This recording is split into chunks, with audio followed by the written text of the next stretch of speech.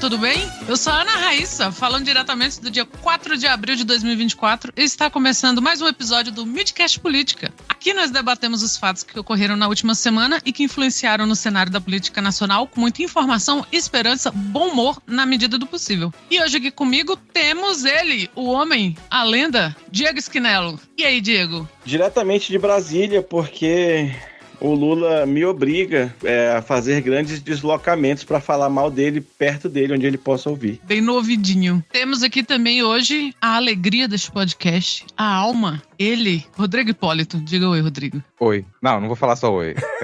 Mas agora, com a presença de Diego aqui hoje, arrisca a gente, enfim, ganhar o selinho definitivo de antipetistas.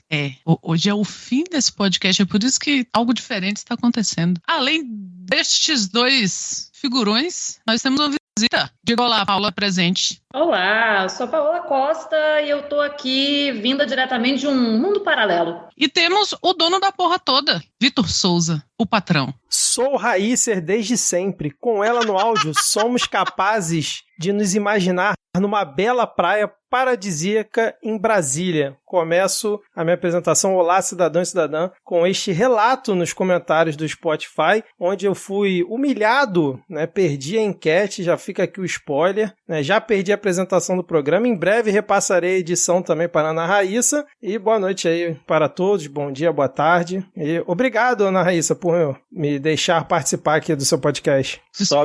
Sobe Bruno e Marrone, bom perdedor no fundo. Por favor.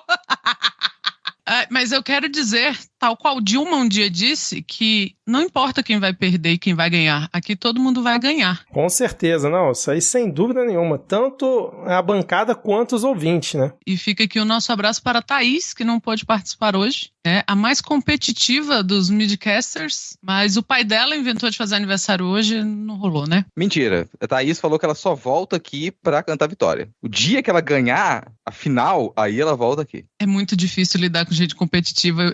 Gente, eu sou libriana, eu não dou conta. Ai, Thaís, pelo amor de Deus, me perdoa.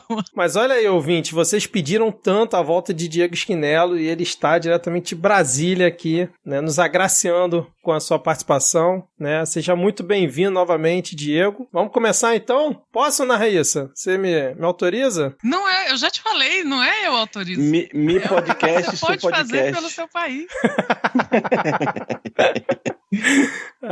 Então vamos lá, gente, começando aqui com atualizações de notícias passadas, pois agentes da Força Tarefa capturaram nesta quinta-feira, dia 4, do dia que a gente está gravando, os presos Rogério da Silva Mendonça e Deibson Cabral Nascimento, lá em Marabá, no Pará, após quase 2 meses de busca. Para quem não lembra, eles fugiram, né, daquela penitenciária federal de segurança máxima. Inclusive foi a primeira crise, vamos dizer assim, aí da pasta do Leves, né, depois que ele assumiu. E aí foi muita pressão, né, da mídia principalmente, muita pressão ali do Congresso. E agora finalmente essa força-tarefa organizada aí tanto pelas polícias ali da região quanto pelo Ministério da Justiça conseguiu aí capturar esses 2 foragidos. Então fica aqui essa atualização, que foi um assunto que a gente comentou aqui em episódios passados. Alguém quer falar alguma coisa? Ou posso seguir? Só dizer que dá pra agora, enfim, a gente falar que foi um gol do Lewandowski?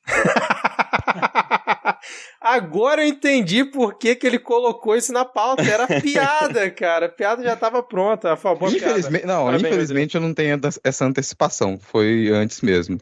Mas, assim, vai ser divulgado como uma vitória, né? Com certeza. E eu espero que seja, na verdade, porque recebeu tanta crítica, isso ficou tanto tempo na imprensa, assim, recebendo pedrada, porque aconteceu essa fuga, pela situação do presídio também, né? Que o mínimo que eu espero é que se consiga divulgar que, olha, resolveu o problema. Exatamente, né? Para que isso não volte a acontecer em outros presídios, inclusive, né? Bom, vamos seguir então aqui, porque, cara, isso aqui eu levei um tempinho para acreditar quando eu vim. Quem diria que Luiz Inácio seria, né, elogiado e teria um tweet em agradecimento à sua pessoa, junto ali com o Macron e o Gustavo Petro, presidente da Colômbia, da candidata de oposição na Venezuela, a Maria Corina Machado, que foi aí barrada pela justiça lá na Venezuela de concorrer, e aí depois da última defesa que o Lula fez em relação ao processo, né, falando que foi tudo muito estranho, o que aconteceu por lá, ela fez um tweet agradecendo não só o Lula, como o Macron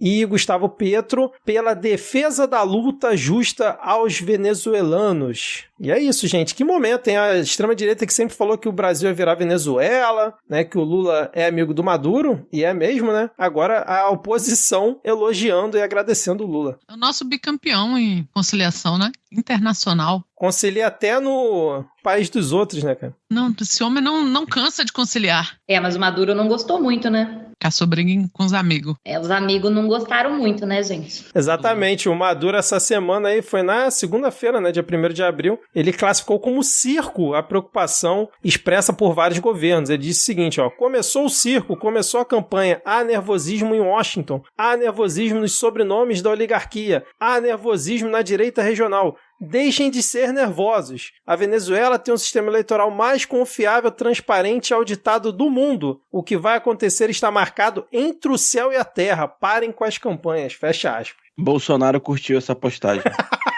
Rapaz, Cara, eu mas pensei a me mesma impressiona coisa. a grande eloquência, porque, sei lá, cara, quem escreve esses discursos, esses comentários? É de uma riqueza, assim, que a gente pensa realmente, o mundo depende da Venezuela. É possível ser a maior potência do mundo, o mundo depende da Venezuela. E para as pessoas não dizerem que a gente só tá comentando aqui e não tem nenhum posicionamento, olha, gente, sim, a gente já falou várias vezes aqui, a direita na Venezuela, majoritariamente é uma direita entreguista, super problemática também, né? Mas isso não quer dizer que não tenha problemas no sistema eleitoral da Venezuela e que não deva ser criticado, por favor, né? Porque você pode chegar a uma explicação jurídica que há ali para dizer por que essas candidaturas elas não são aceitas. E se você pegar na legislação eleitoral da Venezuela, sim, você vai falar, não cumpriram essa regra, não cumpriram esse prazo, não seguem tal e tal artigo. Mas no fim das contas, o que a gente tem é quase uma impossibilidade de você estruturar uma candidatura de oposição na Venezuela há bastante tempo. E diante de uma administração que, no mínimo, ela é incompetente, como a gente já falou aqui. Mas uma coisa não exclui a outra. Dá pra todo mundo ser errado. Essa é uma possibilidade, assim, de análise que eu sempre defendo. Todo mundo numa história pode ser errado. E no caso da Venezuela, aparentemente é isso. Golpe constitucional ainda é golpe, né? Não é porque tá nas regras que não... Mas eu não sei vocês, mas a partir de hoje eu vou adotar o deixem de ser nervosos. Isso acaba qualquer discussão, bicho. Deixem de ser nervosos. Não, essa aqui também foi muito boa. O que vai acontecer está marcado entre o céu e a terra. Isso é maravilhoso, cara. Isso é de uma profundidade enorme. Ao contrário do Brasil, onde a eleição é apurada num porão, já sabemos que na Venezuela é ir no andar térreo pra cima, né? E esse Equibo, Rodrigo, como é que tá, cara? Já é da Venezuela? Pro Maduro Pro Maduro sempre foi, assim. O Maduro, ele anunciou um decreto, né, essa semana, que oficialmente anexaria esse Equibo, que proíbe que forças estrangeiras elas tomem cargos na região. Então, especificamente na visão do Maduro, pro governo venezuelano, esse Equibo, nesse momento, é um território venezuelano. É o que esse decreto estipula. Tem algum reconhecimento internacional?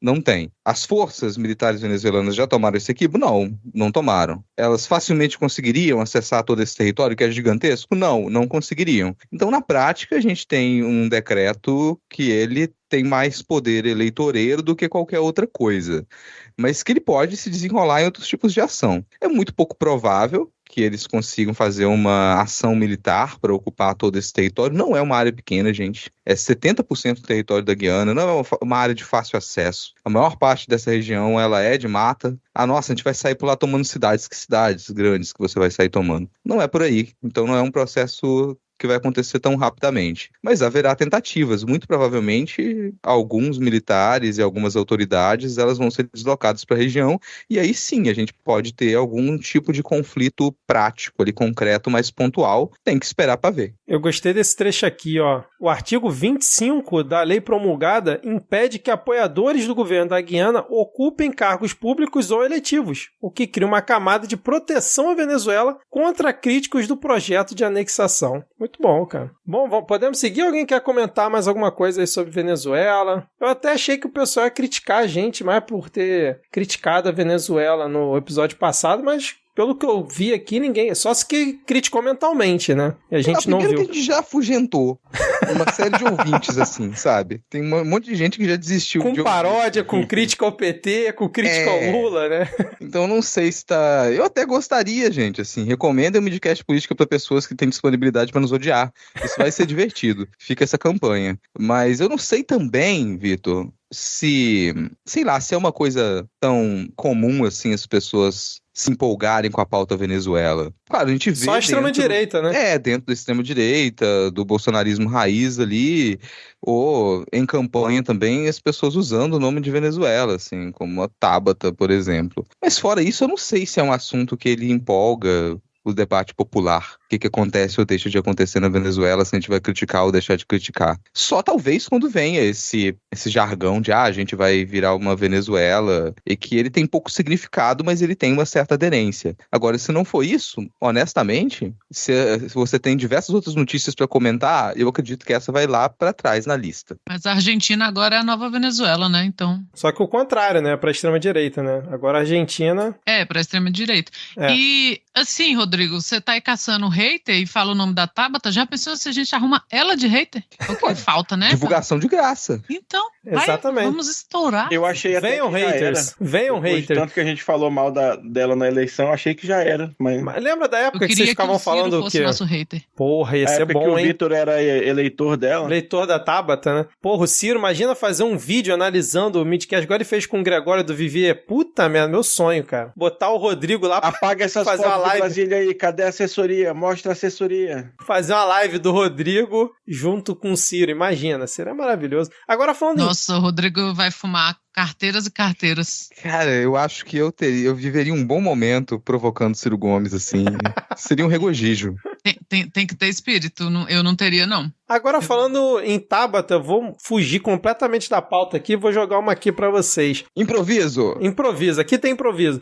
Em 2020, pro ouvinte que ainda não escutava a gente, nós fizemos uma belíssima cobertura das eleições municipais. Você lembra, né, Rodrigo e Diego, que estavam aqui na época? Tivemos baixa aderência, muita gente não compartilhou, sim.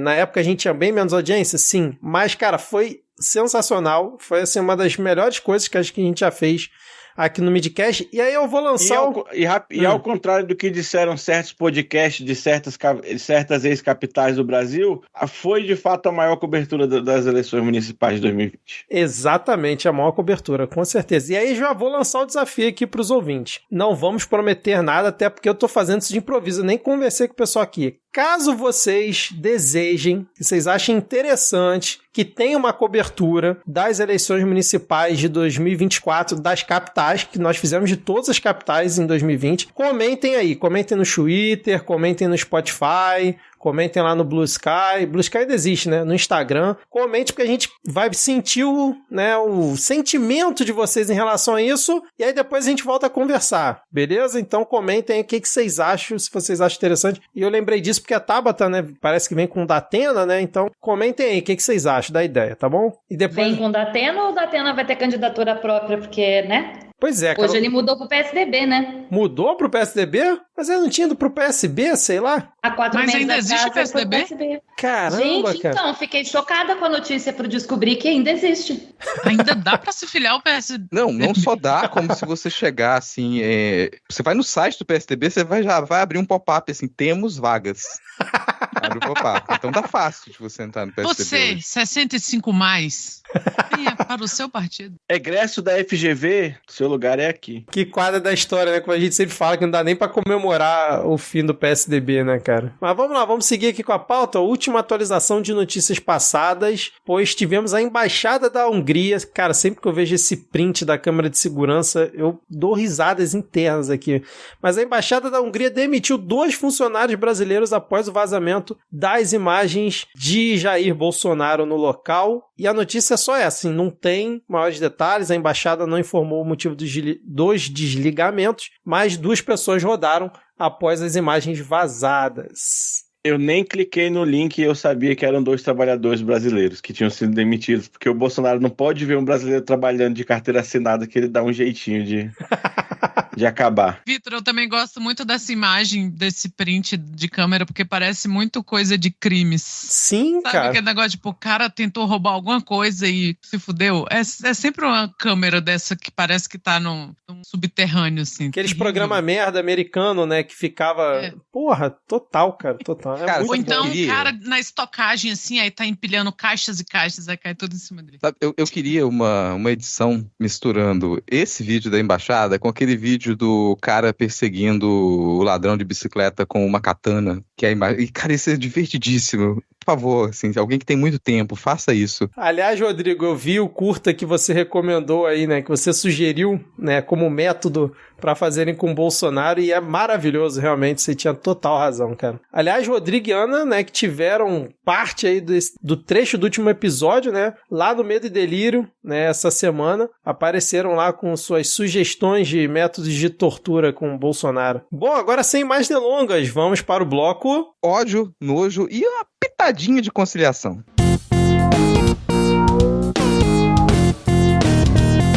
A gente já tinha comentado aqui em episódios passados, né, a decisão do Lula de vetar qualquer tipo de evento por parte do governo que remetesse ao golpe de 64, e realmente foi isso que aconteceu. O Lula não fez um mísero tweet, né, ao contrário, por exemplo, de 8 dos seus 38 ministros que se pronunciaram contra a ditadura e a favor da democracia. Foram eles Paulo Pimenta, da Secretaria de Comunicação, Silvio Almeida, dos Direitos Humanos, Camilo Santana, da Educação, Sônia Guajajara, dos Povos Indígenas, Paulo Teixeira, Desenvolvimento Agrário, Cida Gonçalves, do Ministério das Mulheres, Aniele Franco, Igualdade Racial, e Jorge Messias, Advocacia Geral da União. O PT também usou as redes sociais para repudiar e recordar o golpe, e eu acho bizarro citar nominalmente os ministros, porque mostra, né, como foi ridícula essa... 8 de 38 é muito pouco. Foi ridículo. Puta que pariu. Ao ponto que você tem que citar nominalmente é porque já deu merda, né? A Dilma, né, que foi torturada durante a ditadura, se manifestou e lembrou a necessidade de manter na memória a verdade histórica sobre o golpe militar, porque isso é crucial para assegurar que essa tragédia não se repita, como quase ocorreu recentemente no 8 de janeiro. E aí, novamente, a gente vai bater nessa tecla aqui, a gente já tinha comentado, mas agora, como o fato aconteceu, a gente tem que voltar, né, a falar sobre isso, porque a gente não pode deixar nunca esquecer. E, novamente, eu já vou dizendo aqui que eu acho muito triste isso, né, pois se tem alguém que poderia bancar, não um enfrentamento, mas, sei lá, manutenção da memória, né, do que foi a ditadura por parte do governo, foi justamente o Lula, né, porque, porra, ninguém tem mais moral política como presidente, né, do que ele. Então ele que devia estar puxando esse bonde e não parar o bonde, né? Essa maldita subserviência aí que ele tem, essa mania de ficar querendo pacificar com golpista, né? É tipo, sei lá, síndrome da frouxidão civil essa merda, né? Porque nesse momento não tem só o Lula, né? Mas todos os parlamentares que na época do governo Bolsonaro ficavam criticando, ficavam relembrando, muitos se calaram agora, né? Cadê essa galera toda? Tanto que a gente está assinando nominalmente 8 ministros. Então, assim, foi vergonhoso, né, esse posicionamento do governo e principalmente do Lula, e é muito triste o que aconteceu aí justamente nos 60 anos do golpe. Ontem com a Ana Raíssa, a gente conversando sobre isso, chegamos à conclusão de que todo velho baba ovo de milico. É a única possibilidade. O que acontece? Alguma coisa muda na química do cérebro da pessoa fazer 60 anos que ela começa a adorar o verde oliva, porque não faz nenhum sentido, nenhum. Eu tô todos os dias convivendo com os petistas mais defensor do Lula possível e eu acho que nem eles conseguem explicar isso. Cara, eu realmente não... Uma fofoca depois. Opa, desculpa. Não, vai lá.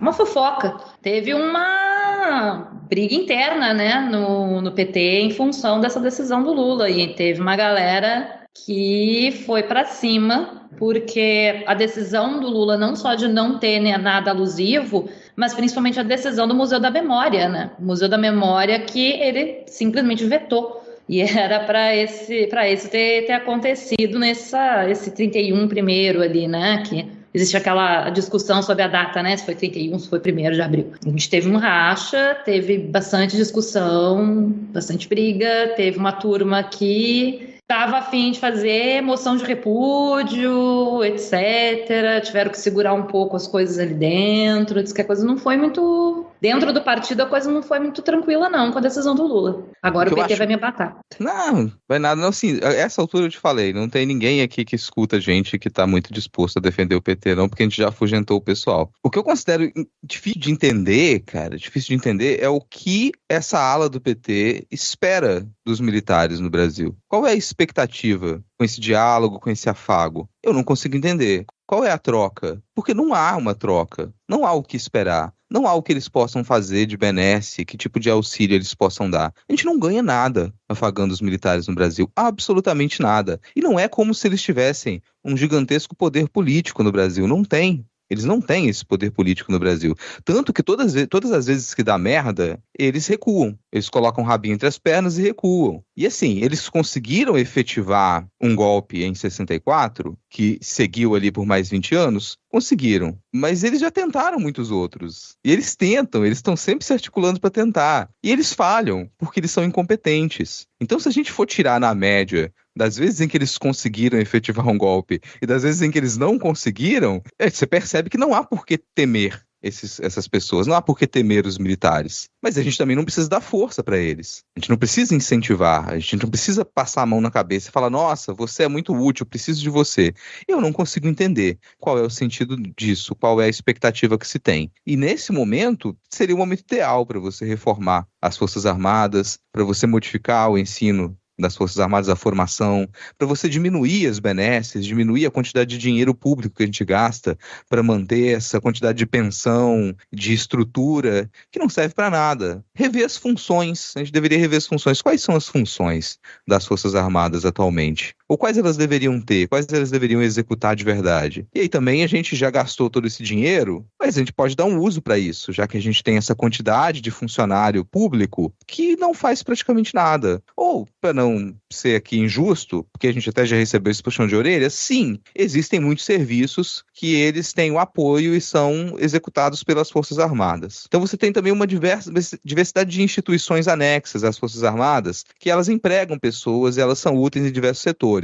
Agora, elas recebem a mesma quantidade de incentivo. Como comparar o dinheiro que é investido nesses setores das Forças Armadas e instituições anexas que prestam serviço público com o dinheiro que é gasto por pensão?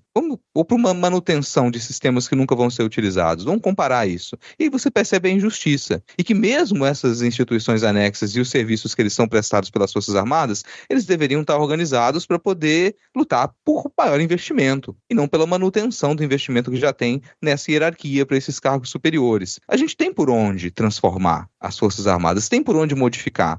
E às vezes até sem criar briga, sem criar nenhuma celeuma. Mas falta vontade, a velha história, falta vontade política. E eu concordo com o Vitor, é muito triste, frustrante, desestimulante. Leva muita gente a desistir de participar da política e de atuar quando você vê que aquele que seria a única alternativa viável eleitoralmente para um governo suposto viés progressista no Brasil, não tem vontade política de mexer nas Forças Armadas, de modificar alguma coisa. Prefere se manter nessa posição de a qualquer momento eles tentarem um novo golpe, porque vão tentar. Pode ser ano que vem, daqui a 2 anos, daqui a 5 anos, mas os militares no Brasil sempre vão se articular para dar um golpe. Nesse momento eles estão fazendo alguma articulação para assim que der, eles tentarem um golpe. Nesse momento eles estão tentando encontrar qual é ali o nicho da extrema-direita que eles podem apoiar, com quem eles podem conspirar para poder tomar o lugar de um governo de esquerda. Eles estão fazendo isso nesse momento. E a gente tem um governo que poderia, inclusive se quisesse, investigar isso, encontrar os nomes que estão conspirando nesse momento para poder puni-los. Não quero tocar na instituição militar como um todo agora, mas que tal se você conseguir nesse momento apontar os dedos de quem está conspirando, quem participou da última conspiração e fazer com que esse pessoal perca o cargo, perca a pensão, vá para a cadeia sem nenhum rendimento? Por que não? E é incompreensível, assim. Eu não sei se alguém fez uma análise e me diz por quê. Porque isso me incomoda um pouco também nas análises que eu observo.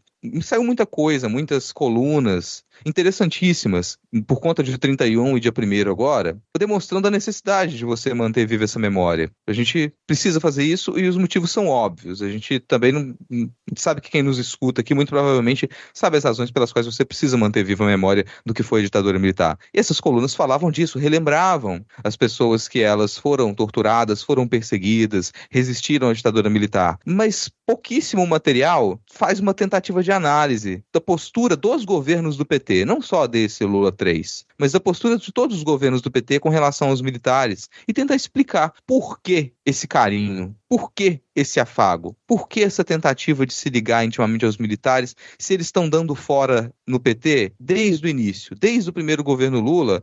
O Lula tenta chamar eles para um jantar romântico e eles dão fora. Eles não querem, eles não estão interessados. Eles já disseram, já demonstraram isso das mais diversas maneiras. Ela te deu 20 facadas e você tentou voltar com ela. Por quê? E eu não consigo encontrar essas análises. E eu admito, nesse momento eu não tenho capacidade para entender isso. Já tentei, não consegui. Então, se alguém puder me ajudar e me mostrar uma análise, me dê motivos, ainda que eu não concorde com eles, mas uma lógica por trás dos governos do PT para eles não baterem de frente com os militares. E para não ser injusto de novo, daqui a pouco alguém vai vir encher o saco.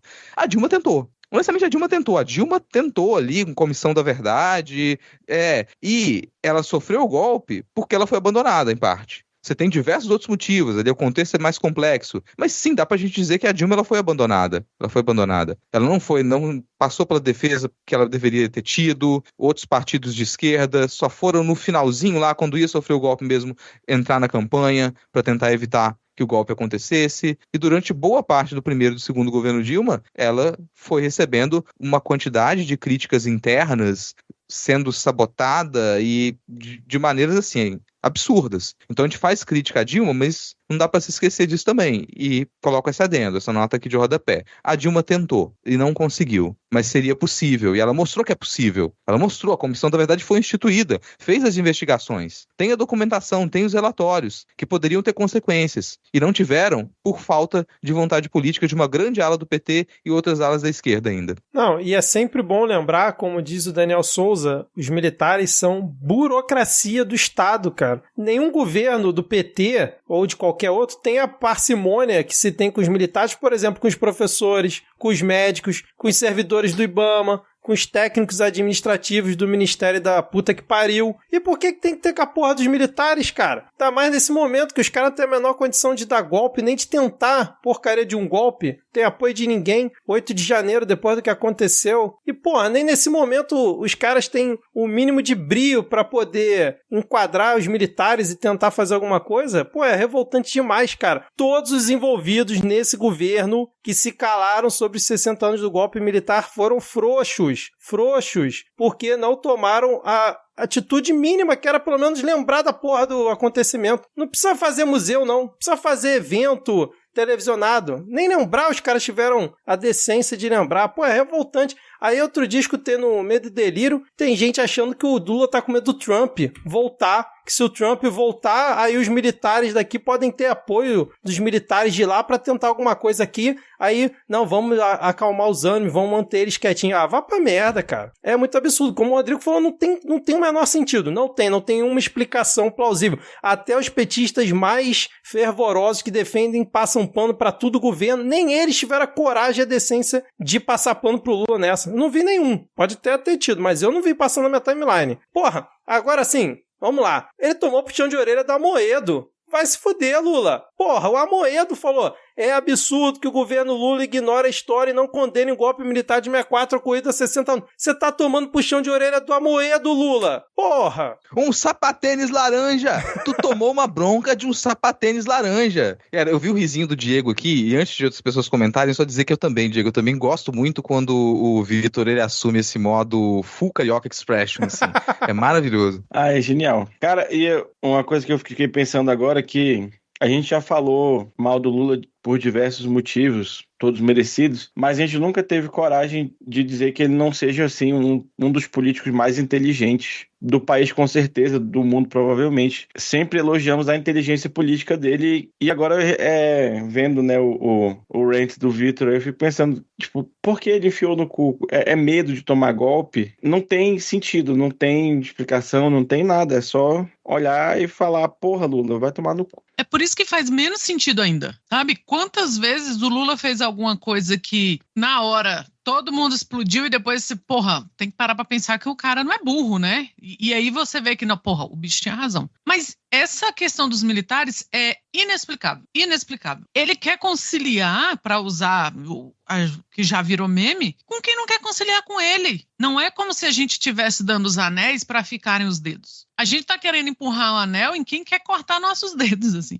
E é inexplicável. É inexplicável. Eu realmente não compreendo, não tenho um ponto de vista mais inflamado ou menos inflamado em que eu penso assim, não, pensando por esse lado, eu não concordo, mas entendo. Não existe. Não existe. Não, eles não oferecem esse pavor todos que eles acham que oferecem. A gente vai falar mais na frente sobre a história do poder moderador, que eles acham que eles são e não são caralho nenhum. Não deram golpe porque não tem competência, e aqui eu não tô dobrando a aposta, vocês podem continuar incompetentes do jeito que vocês são. Pode continuar onde vocês estão, nas casernas aí, sei lá, o que de acho mais vocês fazem da vida de vocês. Mas assim, sabe? Que tentativa é essa? E a gente falou, Vitor, em outro episódio aqui, que nem o FHC, que é um político de direita, que fez um governo de direita, assim, foda-se, não teve um minuto que ele meio que se importou, assim, com, mas o que os militares vão pensar? Foda-se o que o militar pensa. A única coisa boa que o PSDB fez em toda a sua existência foi sucatear aquela porra, tinha que ter sucateado mesmo. O Jair ia todo dia na tribuna falar mal do FHC, tanto que ele fala, né, que mandava fuzilar o FHC, tem aquela entrevista dele, história, porque ele todo dia reclamava do FHC por conta dos militares. E era por isso que quando o Lula ganhou, eu falei que quem tinha que ser ministro da Defesa era o FHC. Sim, pois é. Caralho, a gente aqui falava o Alckmin, mas você foi na fonte, a gente falava né? Dilma também, né? Mas o FHC realmente faria muito mais sentido, com certeza, nessa questão de... Eu acho que a Globo voltava o Cacete Planeta pra uma temporada, se tivesse rolado isso. Não, e tipo assim, óbvio que a gente aqui não fica acompanhando todos os discursos da Câmara, todas as sessões, mas eu ainda não vi circulando na internet, no Twitter e tal, nenhum parlamentar de extrema-direita criticando o Lula por causa dos militares. Vocês já viram algum parlamentar de extrema-direita? Esse governo Lula tá, né, oprimindo os militares, tadinho dos militares, não estão sem verba. Cara, eu não vi. Pode até ter tido. Como eu falei, a gente não acompanha tudo, mas eu não vi. Então esse já é um indício de como que ele tá tratando. Cara, a gente já falou muito do Múcio aqui, né, cara? Ter um Múcio ali de ministro, não dá, cara, não dá. Aí, o que acontece? José Dirceu volta, né, depois de sei lá quanto tempo, ele foi lá numa sessão que teve no Senado, presidida lá pelo Randolph, deu lá o seu depoimento, né, de perseguido político e tal, e aí vem uma ala aí emocionada positivamente com, o José Dirceu voltou, meu Deus, agora vai. O que o José Dirceu fez em relação aos militares quando estava no governo Lula? Nos governos anteriores do Lula? Fez nada, pô. Quando tá fora do governo é muito fácil, aí quando tá lá dentro, tem que seguir o que o Lula, né, pede, porque realmente, né, o cara é o presidente, então você é subordinado a ele, mas aí tu vai fazer o quê? Se o José Dirceu estivesse no governo, o Lula ia estar bancando os militares? Ia estar partindo para dentro de militar? Duvido, cara. Então, pelo amor de Deus. E aí o que a Ana Raíssa falou, né, do STF... Zé Dirceu, que eu já vi petista ter a audácia de chamar de comandante. Enfim, e aí a gente teve, a Ana Raíssa comentou, o STF, aí você, o Lula tá com medo de bancar os militares. Foi lá o STF, fez lá a sua sessão, né, inclusive virtual, já tem lá 6 votos contra a interpretação de que as Forças Armadas podem exercer poder moderador no país. O Fux, que é o relator, votou, já acompanharam ele Luiz Roberto Barroso, André Mendonça, Fachin, Flávio Dino e Gilmar Mendes. O entendimento dos ministros é formado no julgamento virtual de uma ação protocolada em 2020 pelo PDT para impedir que o artigo 142 da Constituição seja utilizado para justificar o uso do Exército, da Marinha e da Aeronáutica para interferir no funcionamento das instituições democráticas. E o que as forças fizeram depois já da maioria, né, confirmada? Nada. Inclusive, o chefe do exército lá, o general lá do exército que comanda lá, esqueci o nome dele, falou que o STF tomou a decisão correta. O Lula não consegue fazer um tweet. Até porque, Vitor, essa sessão do STF, ela é uma bela aula de primeiro período do direito. Diga o óbvio, né? É o óbvio. É uma coisa assim que qualquer estudante de direito ali que leia alguns textos ali, ele é capaz de interpretar aquilo ali. Não é nada muito difícil. Mas esse outro ponto que você comentou, isso aí pra mim é o que tem que ser ressaltado. Olha, todas as vezes que a gente chega e estipula o óbvio ou determina quais devem ser as funções das Forças Armadas, eles aceitam. Eles aceitam calados. Não tem movimentação com relação a isso. E em grande medida é porque nada disso toca o dinheiro que eles recebem. eu ainda fico na expectativa para em algum momento ter uma movimentação que corte no bolso, para ver o que vai acontecer. E isso não vejo coragem, assim. Não sei se ainda vão comentar outro assunto, mas enquanto vocês falavam, eu me lembrei de um comentário que a gente chegou a fazer aqui em episódios passados, que a única explicação, que ela é um pouco escalafobética, ela é um pouco psicodélica, mas ela é a única que a gente chega, assim, de que talvez o Lula e uma parte do PT, eles tenham uma certa fantasia chavista de que eles possam ter uma aderência ali com as Forças Armadas, eles possam passar a apoiar um governo petista, assim como, sei lá, o Hugo Chávez, ele conseguiu fazer uma revolução tomando os militares com ele, assim. Olha, vocês vão estar comigo. Mas aí tem diferenças absurdas. E a primeira delas é que, para fazer isso, o Lula teria que, no mínimo, ele teria que ser pelo menos socialista. Exatamente, cara, exatamente. Paula, você tá muito quietinha, você quer comentar alguma coisa, pistolar, xingar o Lula? Pode ficar à vontade aqui, você tá em casa. Só fico muito chocada porque eu tô acompanhando esse julgamento da STF e aí a gente tem André Mendonça fazendo mais do que o presidente da República, sabe? É um pouco complicado quando a gente tem o André Mendonça dizendo que as Forças Armadas não são poder moderador, o terrivelmente evangélico. Lembra daquela cena linda da Michele Bolsonaro falando labachúrias, pulando e chorando quando ele foi nomeado, né?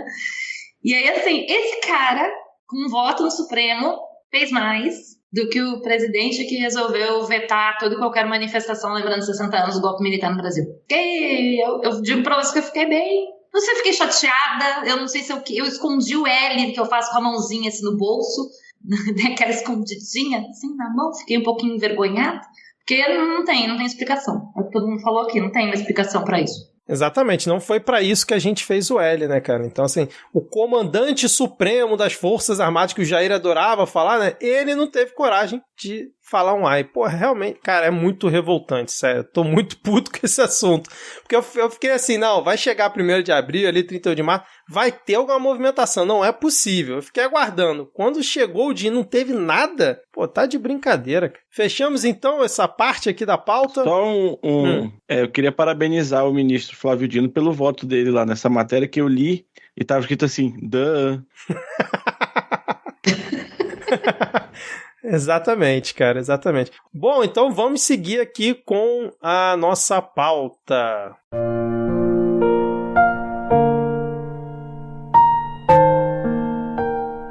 Você que nos escuta, você é uma pessoa escolhida por Deus para apoiar o Midcast Política. Com uma pequena ajuda a partir de R$5, você impede que jovens de 30 e 40 anos entrem para o mundo do crime. Acesse apoia.se/midcast ou nos envie um pix pela chave podcastmedia@gmail.com e lembre-se de que Deus se alegra quando a gente dá com alegria.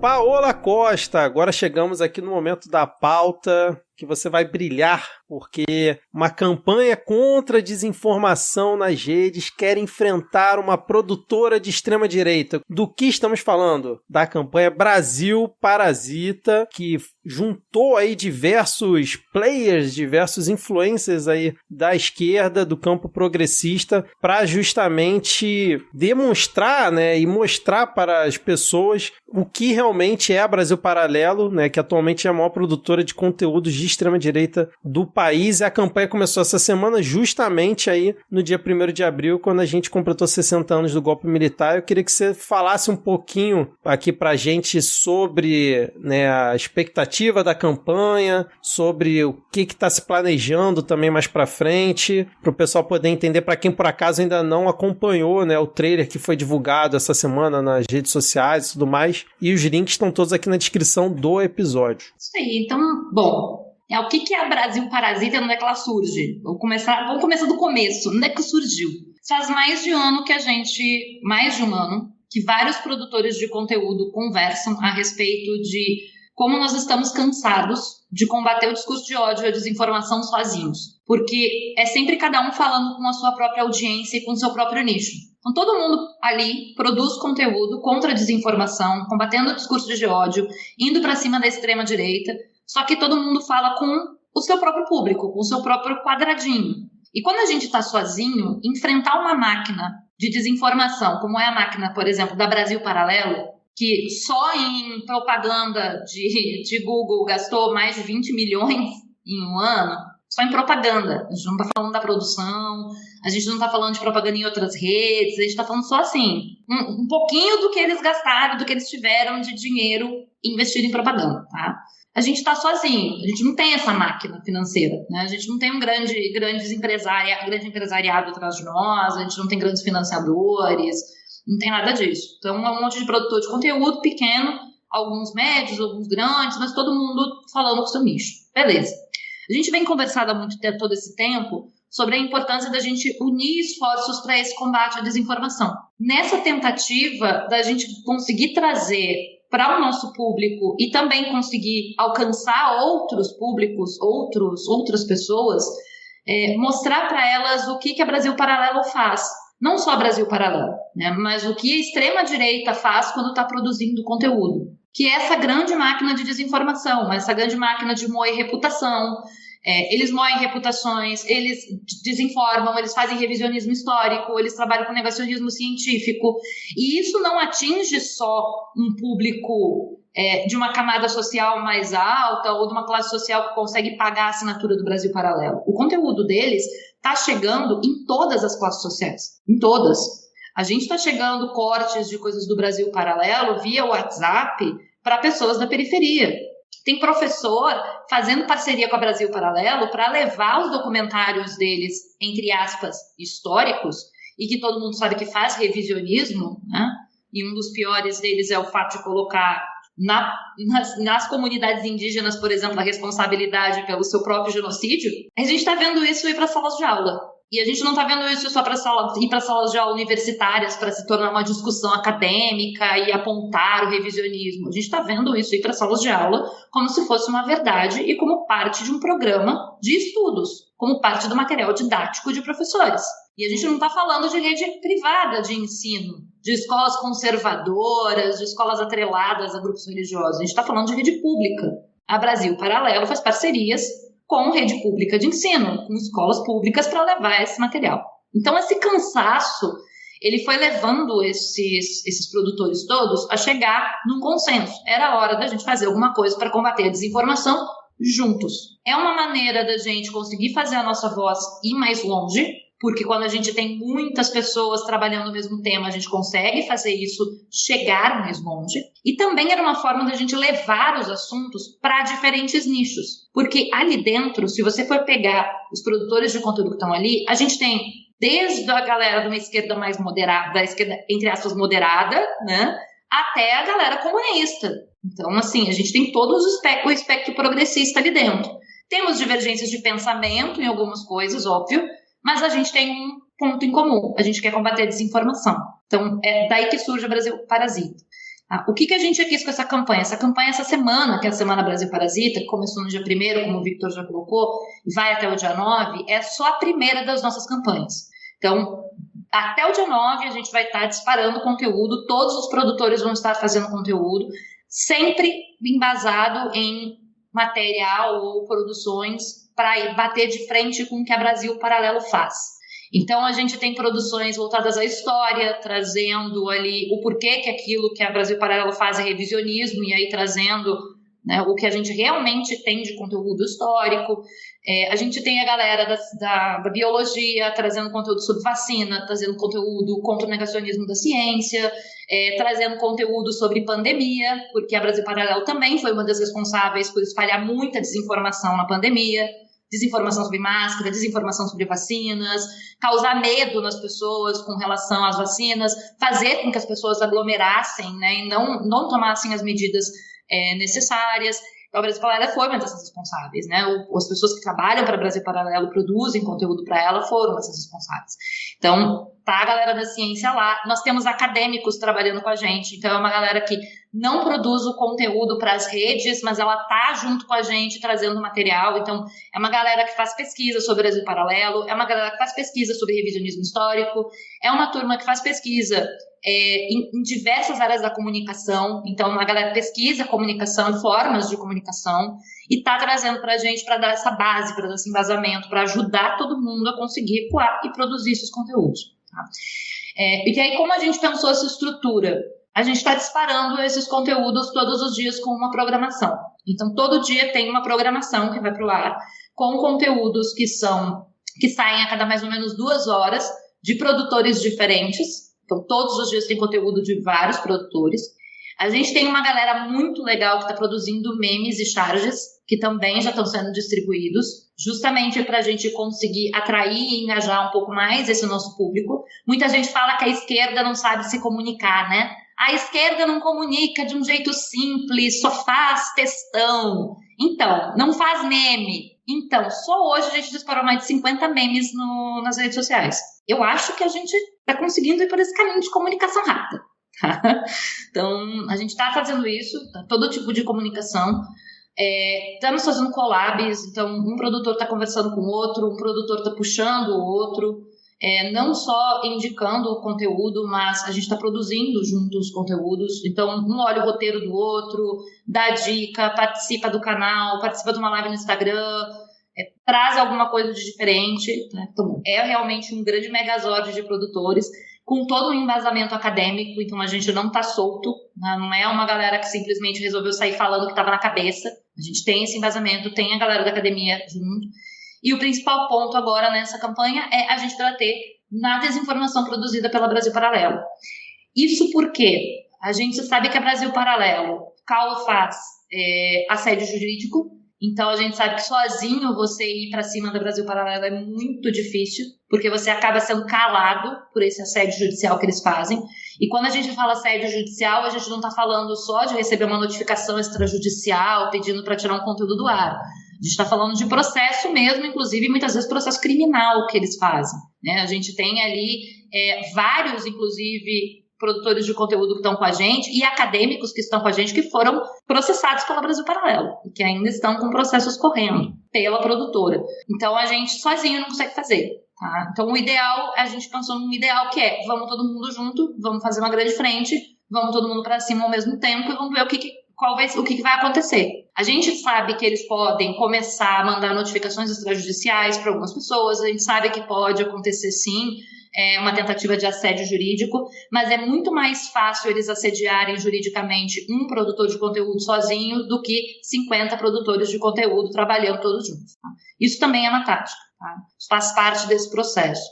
E o outro ponto da Brasil Parasita é que a gente também resolveu fazer uma forma de distribuição dos conteúdos que a maioria dos produtores não faz, que é usar a estratégia de Dark Social, que é Telegram e WhatsApp. Pelo WhatsApp, se viraliza muito conteúdo de desinformação. Se você pegar os conteúdos, por exemplo, a própria Brasil Paralelo, existem inúmeros grupos de WhatsApp que distribuem cortes, e distribuem links, e distribuem vídeos da Brasil Paralelo, ou que distribuem textões com resumos de conteúdos da Brasil Paralelo. Se foram eles que fizeram esses grupos ou não, a gente não tem como provar nada, né? A gente não tem como dizer e alegar que é isso. Mas eles têm vários grupos de WhatsApp que são atrelados a conteúdos que vêm da Brasil Paralelo e seus parceiros produtores da extrema-direita. E isso dissemina muito rápido, porque a gente precisa entender que no Brasil hoje, a maioria das pessoas tem smartphone, mas elas têm algumas restrições. E uma dessas restrições é o uso de redes. Toda operadora, mesmo com um cartãozinho pré-pago de R$10 ali a cada 90 dias, te dá o WhatsApp infinito. Mas ela não te dá o acesso ao Google, ela não te dá o acesso a plataformas de streaming infinitas, ela não te dá o acesso a você entrar em determinados textos ou reportagens.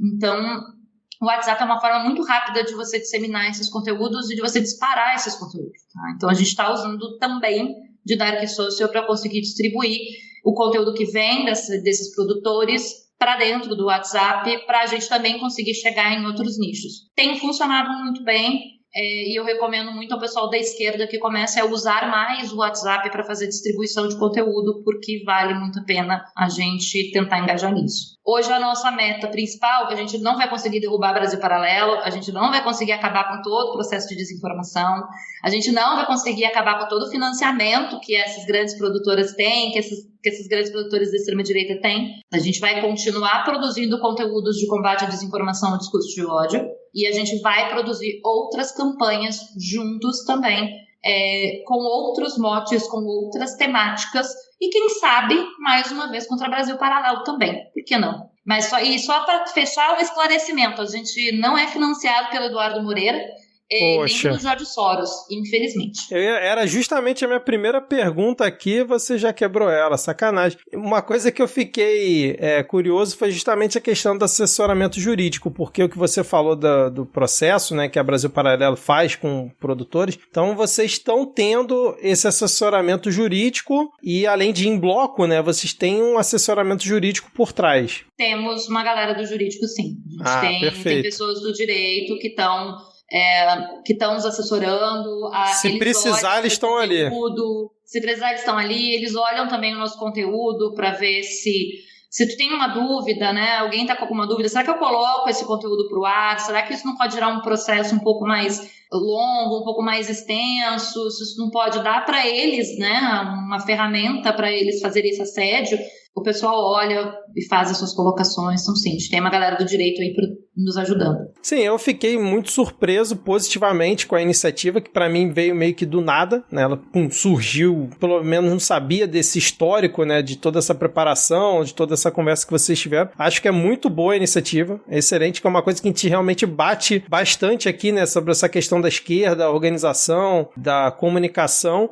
Eu acho que, pelo que eu entendi, o principal foco de vocês é fazer a Brasil Paralelo virar uma pauta, né? Porque atualmente não é que ela está escondida, ela está se ramificando para lugares onde não deveria, com a sua forma de agir, só que isso não vira uma pauta, né? Ela está ali, vai indo aos poucos vai se ramificando, só que não é um assunto, não vira um debate. E eu acho que, além dessa ação que vocês estão fazendo contra a desinformação, acho que também é isso, né? Mostrar, como você falou, para as pessoas o que é Brasil Paralelo, né? Fazer ela virar uma pauta, né? Sim, principalmente como eles fazem isso, né? Porque a gente precisa entender que, por exemplo, uma das coisas que a Brasil Paralelo faz, isso o Kenji trouxe muito bem no vídeo dele de hoje, no canal Normose, o Normose é um dos produtores, né? A gente tem vários produtores, tem Blablalogia, tem o Normose, tem o Tássio Dunker, a gente lá no Farofeiros Cast, a gente tem os twitteiros, a gente tem a Biana, tem a Bruna Gago, entendeu? Tem a galera do Autismo Pensante. Então, tem bastante gente, tem o próprio Brasil Paralelos, né, a galera do Brasil Paralelos, então, assim, tem bastante gente produzindo, né, conteúdo, e quando a gente fala da Brasil Paralelo, a gente tem alguns esquemas, assim, que a gente observa. Por exemplo, canais de esquerda do YouTube, muitas vezes recebem propaganda da Brasil Paralelo. Você está falando mal da Brasil Paralelo no vídeo, e você tem propaganda da Brasil Paralelo do teu vídeo. E aí tem uma coisa que as pessoas talvez não saibam, que canal monetizado até consegue tirar a propaganda da Brasil Paralelo, não ter a propaganda da Brasil Paralelo. Mas o canal que não tem monetização, ele não tem essa escolha. Se o YouTube decidir que o teu vídeo vai começar com uma propaganda da Brasil Paralelo, você não tem essa opção de dizer que você não quer. E a gente já viu isso acontecer lá no Farofeiros Cast. Nosso canal não é monetizado ainda. Então, a gente produz conteúdo porque a gente gosta, né? Porque a gente, enfim, curte fazer podcast e curte fazer as lives. Mas já teve propaganda da Brasil Paralelo em vídeo nosso. Assim, que a audiência foi assistir depois uma live e disse, tinha Brasil Paralelo lá. Então eles fazem isso, eles colocam a propaganda deles na esquerda. Tem esquerda, mas a esquerda não cai nessa. Cai, gente. Muita gente na esquerda não faz ideia do que é a Brasil Paralelo. Porque o formato do conteúdo o conteúdo que eles produzem é um conteúdo para muito nicho diferente. Os caras têm conteúdo focado para extremista, para cara que já está radicalizado, mas ele também tem conteúdo criado para quem não está muito versado em determinados temas e pode cair. Quer ver o conteúdo mais... E o conteúdo tem uma qualidade que dá uma credibilidade, né? Exato. O qualidade técnica, tá, gente? Pelo amor de Deus. Isso, qualidade técnica. Porque eles têm muito dinheiro para ter grandes estúdios, grandes edições, grandes produções sonoras. Então, assim, a sonoplastia é muito boa, sabe? A técnica que eles usam é muito boa. Então, muitas vezes o pessoal que é de esquerda, que é progressista, acaba consumindo conteúdo da Brasil Paralelo, achando que tá tudo bem, porque não sabe, porque não tá indo para outro caminho, não tá vendo a parte reacionária. Tá vendo, por exemplo, o documentário de música que eles têm. Tá vendo desenho animado, porque eles têm um Brasil Paralelo para crianças, né? Brasil Paralelo só para baixinhos. Então, assim, eles têm lá o Kids, né? O Brasil Paralelo Kids. Então, assim, é isso, tá? E, ao mesmo tempo, eles pegam os produtores de direita e eles dão para a direita fazer a propaganda deles com cupom de desconto. Você tem um cupom de desconto aqui ligado ao meu canal para assinar, né? Porque o Brasil Paralelo é a Netflix da extrema-direita. Então, você usa esse cupom. Então, é isso que eles fazem. Quem já é da direita e já consome esse conteúdo, tem ali uma oportunidade, entre aspas, de assinar mais barato ou algo assim. E quem não consome ainda acaba sendo exposto a esse conteúdo. Então, ele tem essa jogada, assim, e é importante a gente transformar e pautar isso e mostrar pra galera o que eles fazem, né?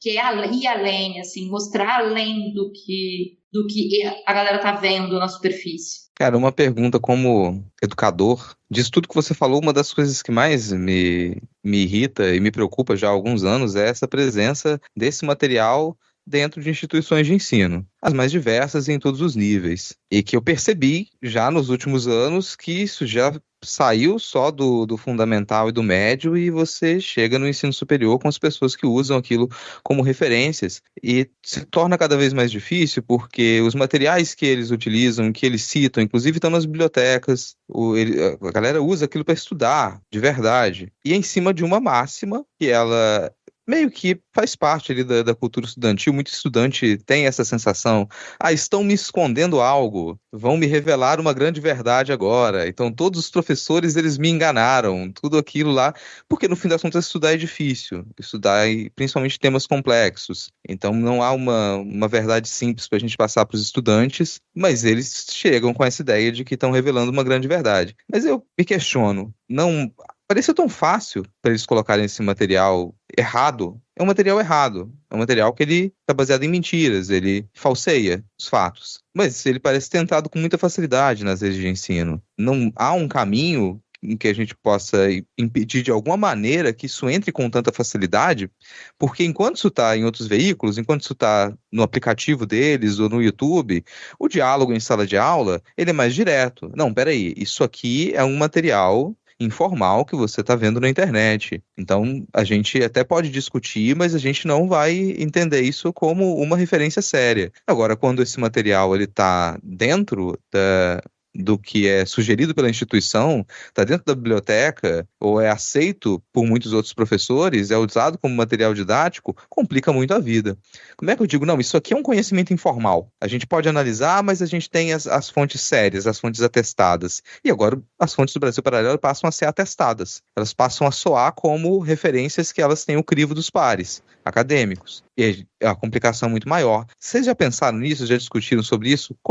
Tem algum caminho para que a gente impeça que eles entrem tão facilmente no sistema de ensino como algo aceito, normalizado? A gente tem conversado muito só a respeito disso, muito mesmo, porque a maioria dos produtores que estão envolvidos nesse projeto, eles são professores, ou eles foram professores, ou eles têm formação em licenciatura plena. Se você olhar a lista dos produtores ali, é professor, ou foi professor, ou até talvez não tenha atuado, mas fez a licenciatura, teve o contato com a questão docente. E é uma preocupação que a gente tem, uma preocupação forte, assim. A gente não conseguiu estruturar ainda um caminho de como a gente vai chegar nesse ponto, sabe? O debate a gente está conseguindo levantar, de dizer, olha, isso está chegando nas escolas, isso está chegando nas universidades, e no momento que ele chega nas universidades, ele passa a ser visto como um material respaldado pela academia, e etc. E isso vai abrindo cada vez mais caminho para eles chegarem dentro da educação básica. E aí fazer o que eles dizem que é a gente que faz, mas que na verdade é eles que estão fazendo, que é doutrinação, né? Porque quem está fazendo doutrinação aí, na verdade, não está sendo a gente. Que a gente não tem nem tempo de fazer isso. Quem já foi professor sabe como é que é, né? Eu já fui professora de sala de aula e sei bem que, assim, a gente não tinha nem tempo. A gente conversa muito e tem duas coisas que a gente tem levantado bastante, assim, dentro dos nossos grupos e das nossas discussões. A primeira é da importância da gente falar como eles estão entrando dentro da educação, porque eles estão usando alguns caminhos. Um dos caminhos é o acesso via professores. Então, eles conseguem adentrar as portas das universidades e as portas das escolas a partir dos professores. Então, os docentes estão consumindo esse conteúdo e os docentes estão levando esse conteúdo para dentro das instituições de ensino como se fossem materiais sérios, materiais com análises sérias, com análises profundas, com especialistas e etc. Então, uma coisa que a gente precisa focar, um dos pontos é esse, né? E aí a gente precisa tentar como a gente vai dialogar com o corpo docente e principalmente como a gente vai dialogar com quem está se formando para ser professor a respeito disso. Como é que a gente chega nesse professor que já está no ponto de consumir Brasil Paralelo, no nível de achar que aquilo é um conteúdo que ele pode levar para os seus estudantes, como é que a gente consegue atingir esses professores? Como é que a gente consegue dialogar com eles? Então, esse é um ponto. A outra coisa que está acontecendo, que a gente tem discutido, existe uma entrada massiva, e aí nesse ponto a gente está falando da educação básica, do Brasil Paralelo nas escolas. E um dos pontos de receio que a gente vem apresentado o momento que a Brasil Paralelo vai começar a ganhar editais e licitações públicas. Porque eles são uma produtora de conteúdo muito grande. Eles têm muito dinheiro. Eles têm muito respaldo do empresariado. Não pensem que são... assim, a história bonitinha do 3 jovens de Porto Alegre que fundaram uma produtora de conteúdos e aí decidiram, começaram a fazer, e aí cresceu a produtora. É uma grande de uma mentira. São 3 fundadores, mas a gente sabe que os caras cresceram exponencialmente, rapidamente, com apoio empresarial, inclusive do Gerdau. Então, assim, tem apoio de empresário pra caceta no negócio. A gente não tá falando de pouco empresário, a gente tá falando de empresariado não só de Porto Alegre, a gente tá falando de empresariado de São Paulo, a gente tá falando de empresariado do Rio de Janeiro, a gente tá falando de grandes conglomerados, a gente tá falando disso, assim, dando esse suporte. Então, para eles, daqui a pouco, de uma produtora e dessa Netflix de extrema-direita, eles passarem a produzir material didático específico para as escolas e vencer edital, gente, 2 palitos para eles. Isso é muito rápido. E existe uma discussão, e segundo assim, né, o que a gente sabe, existe uma ideia deles de tentar ir para cima disso e entrar cada vez mais nas escolas. E aí vem, como é que a gente vai combater que eles possam participar desses editais? Porque eles vão ter apoio. É a pergunta de milhões, né, cara? Ouvir você comentando, né, a forma como eles já estão entranhados aí. Eu mesmo não sabia dessa parte de que eles tinham, né, essa produtora tão grande. Eu fui cair na besteira de entrar aqui, pesquisar, né? Então eu entrei aqui no site deles, vi algumas coisas que eu não tinha ideia, nunca tinha entrado. Daqui a pouco eu vou apagar meu histórico, né, remover dados da navegação. Não que isso adiante muito, mas enfim, porque realmente, sim, é um negócio muito amplo, cara. Inclusive eles estão assim com um pop-up gigante que abre já na tela com a foto do Fidel, né? Últimos discos 50% de desconto, R$ 9,50 por mês, e aí a foto do Fidel provavelmente deve ter algum curso, algum vídeo falando especificamente. Porque eles estão com um documentário em partes sobre o comunismo, que foi lançado agora no período do golpe, dos 60 anos do golpe militar. Só até fazer um adendo a isso, Paula, que o Vitor está comentando, você entra e talvez o conteúdo principal que a gente comenta com relação ao Brasil Paralelo parece tocar diretamente na temática política. Então eles estão falando de política, mas também de história. E são os principais pontos. Mas é importante a gente dizer que eles produzem para todo tipo de área. Então quando você comentou, por exemplo, sobre o documentário de música deles, você vai ver eles falando de arte e cultura. E sempre com uma perspectiva não só problemática, como falseadora. Em alguns casos, com uma defesa que ela é muito parecida com aquele discurso lá de Goebbels que a gente viu, né, de deslegitimar certos tipos de arte, certos tipos de produção, criar uma ideia fantasiosa do que deve ser o correto. Isso vai para todas as áreas. Então você que está nos escutando, também é para você se preocupar de qualquer área você seja, porque se eles ainda não tocaram na sua área, eles vão tocar. É um alastramento que eles fazem, eles se alastram, e a ideia é que eles consigam influenciar a opinião pública, o discurso e a formação em todas as áreas. Política, direito, economia, arte, história, geografia, tudo. tudo. Eles vão tocar tudo. E depois que eles conseguem fazer isso, depois que eles conseguem criar uma visão de mundo distorcida, se torna muito mais difícil de você desfazer isso. Porque aí mesmo que você acabe com o Brasil Paralelo, aquela visão de mundo, ela já foi instituída na sociedade. E isso considerando que a gente tem passado por um processo nessa última década muito complicado de ser revertido, em que já está com um terreno fértil para que esse tipo de distorção, esse tipo de falseamento ele se crie, ele se desenvolva. E a gente não conseguiu enfrentar ainda isso que foi feito nos últimos anos. Esse pensamento anti-esquerda, esse pensamento anti-povo, anti-trabalhador, que faz com que os próprios trabalhadores eles lutem contra os seus direitos. A gente não conseguiu enfrentar isso e agora a gente já tem novas coisas brotando ali a partir desse solo fértil, né? Então, mesmo que a gente destrua o Brasil Paralelo, se a gente não tem consciência, todo mundo que nos escuta, de que a sua área, ela também é alvo disso, a coisa se torna ainda mais complicada. E é muito fácil para o pessoal cair, né? Porque o que eles fazem? Existem obras que eles citam, que são obras que nós estudamos na academia, durante o nosso curso, nossa formação, quem tem formação superior estuda na academia, mas eles distorcem o que o autor falou. Então, eles citam um documentário Milton Santos, que é muito estudado no curso de Geografia, é estudado no curso de Economia, estudado em História, estudado em Sociologia, e eles distorcem o que o Milton Santos diz. Quando o Milton Santos fala de globalização, por exemplo, é uma distorção. Outra coisa que eles fazem muito é chamar pessoas que são falsos especialistas. E aí, por que a gente fala do falso especialista? A pessoa tem um título de doutor, mas isso não significa que ele seja especialista naquela área em específico. Precisa sempre recordar isso. Então, assim, a pessoa é doutora em história. A tese dele foi sobre história medieval. A especialização dele é em história medieval. Mas aí eles chamam essa pessoa para falar de Brasil Colônia.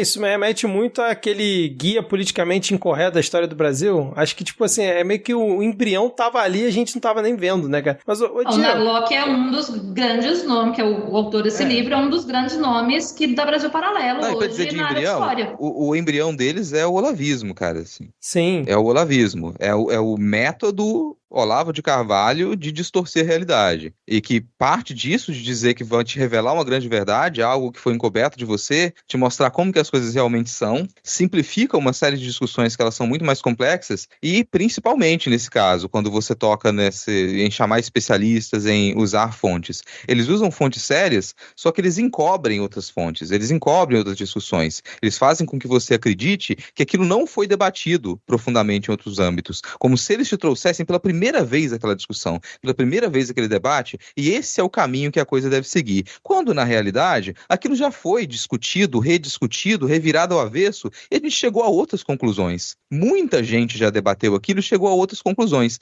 E essas outras fontes, esses outros autores, eles não comentam, eles ignoram, eles deixam de fora. Principalmente autores que eles produziram informação, produziram pesquisa a respeito disso de 30, 40 anos para cá. Então você pega muita discussão que eles param aquela discussão, param o entendimento daquilo 30, 40 anos atrás, e o que veio depois que foi discutido. Não só no âmbito progressista. Você pode falar de discussões no âmbito conservador que foram feitas sobre diversas dessas fontes, sobre diversos desses assuntos e que eles ignoram. Porque tratar disso seria mostrar que a coisa continua a ser debatida e é mais complexa. E é muito fácil fazer isso no fim das contas.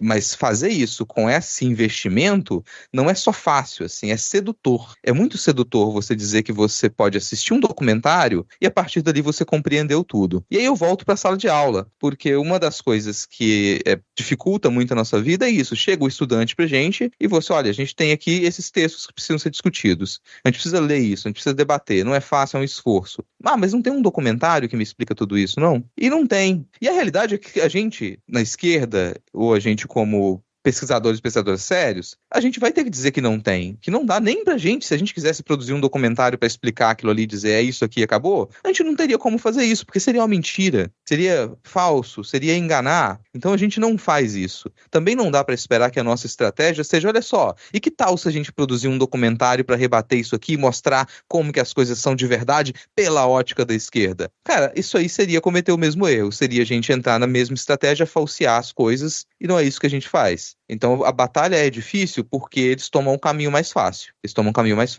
E todas as vezes que alguém chega pra mim e fala, mas não tem um documentário, não tem um livro que eu possa ler e acabou, eu vou entender tudo sobre aquilo? E a nossa resposta sempre vai ser não, não dá. A gente precisa continuar conversando, a gente precisa ler mais coisa. Então eu tenho dificuldade de acessar um caminho, entender um caminho em que a gente consiga superar isso, que não seja impedir que seja feito. Impedir que seja feito, cortar, tentar apontar por que isso é errado e encontrar caminhos para que, olha, não pode ser feito. Alguns pontos, Paola comentou agora que, olha, a gente tem problemas com as plataformas e que eles podem se transformar em problemas legais. Como que plataformas, elas propositalmente impulsionam esses conteúdos de extrema-direita? Sim, a gente tem como debater isso, tem como chegar nisso legalmente, judicialmente, e falar, não, essas plataformas não podem priorizar esse tipo de conteúdo. A gente conseguiu, por exemplo, durante a pandemia, que a coisa fica mais explícita, olha, tem conteúdos aqui que eles não podem ser divulgados, como conteúdos anti-vacina. Isso não é uma questão de opinião. Agora, a gente não leva a sério, muitas vezes, quando esse debate toca aspectos das humanidades. E aí parece que é menos sério, parece que a pessoa pode chegar lá e dizer o que quer, parece que a pessoa pode inventar uma mentira, do mesmo jeito que você não pode inventar uma mentira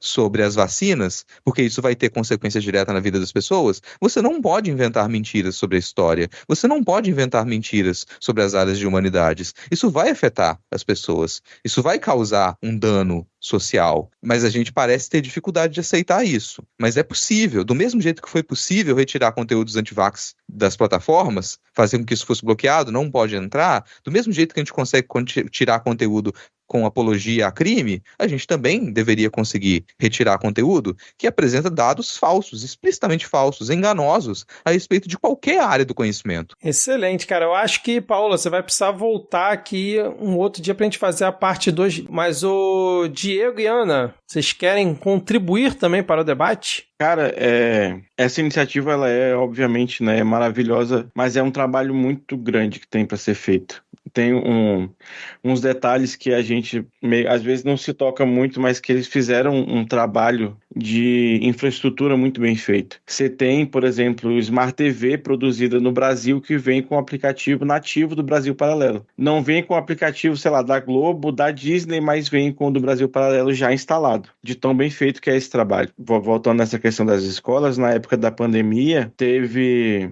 vários estados, dentre eles o Amazonas, que assinaram plataformas de vídeo para passar as videoaulas. E tinha conteúdo deles na maioria dessas plataformas. A gente chegou a comentar na época, né? Tinha conteúdo não só deles, como diretamente de canais do Bolsonaro ou ligados ao Bolsonaro. Então, é todo um ecossistema de produção de conteúdo que essa galera tem financiado pelo grande capital, a gente sabe, e a gente meio que comeu bola, sabe? A gente estava tão preocupado lutando contra o governo Bolsonaro e lutando para literalmente sobreviver durante a pandemia, que essa galera cresceu de uma maneira absurda, né? O Vitor estava lembrando aqui que eu sofro da desgraça de ter uma mãe bolsonarista, e o aniversário dela é 24 de dezembro, e aí a gente tá lá em família, come e tal, quando dá 10h30 ela vai pro quarto, deixa a família toda na sala e vai pro quarto assistir o especial de Natal do Brasil Paralelo. E aí, às vezes não deu problema na assinatura e ela pega o celular e vai na hora lá e tá aqui o cartão, assina pra mim. E ela vai assistir o especial de Natal do Brasil Paralelo porque ela quer ver logo que sai. E ele sai, tipo, acho que é meia-noite de Brasília e lá é 1 hora antes, um negócio assim. Então tem como a gente falou, tem os desavisados que acabam chegando nesse conteúdo pelas diversas caminhos que o Rodrigo e a Paola falaram, mas tem um fandom muito bem consolidado dentro do bolsonarismo. E essa galera compartilha e comenta, e é um fandom mesmo. É maior não maior, né? Mas mais engajado do que fandom de muita série adolescente. Cara, eu comentei que a Paula vai ter que voltar em alguma outra oportunidade, porque é meio desesperador, cara, ouvir tudo, né, que vocês falaram aqui. Eu, que já conheci um pouco sobre o assunto, fiquei meio em crise aqui. Não sei você, Ana Raíssa, mas eu tô aqui meio bolado porque o negócio é muito mais amplo do que eu conhecia e imaginava. Pra mim também, assim, nem tenho...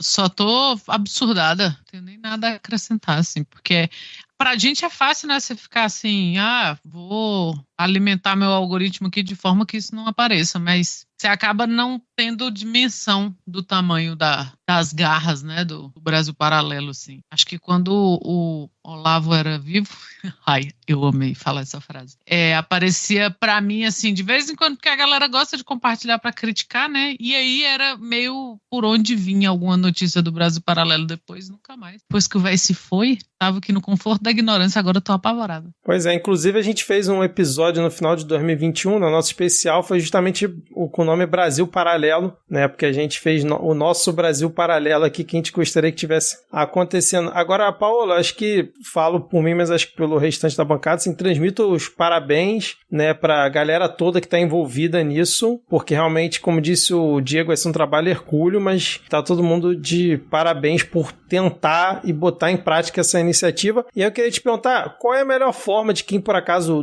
ainda não conhece, está conhecendo aqui, ouvindo o Midcast, qual é a melhor forma de seguir a iniciativa de vocês? Acessando brasilparasita.com. Lá vai ter todo o conteúdo, tudo organizadinho. Lá a gente está subindo todo o conteúdo. A gente já está subindo o conteúdo para essa plataforma.